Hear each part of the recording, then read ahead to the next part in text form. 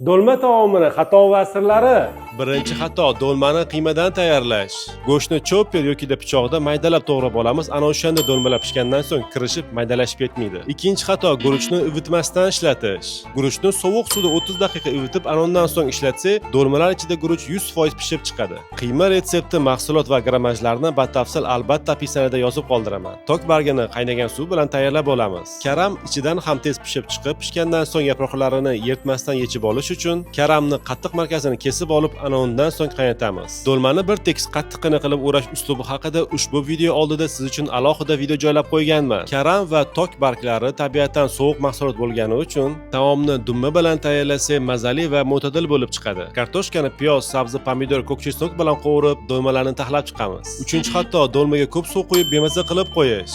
Do'lmani 1 stakan qaynagan suv bilan 40 minutga dimlab qo'yamiz. Mazali va foydali bo'lgan do'lma taomi tayyor. Yoqimli ishtaha.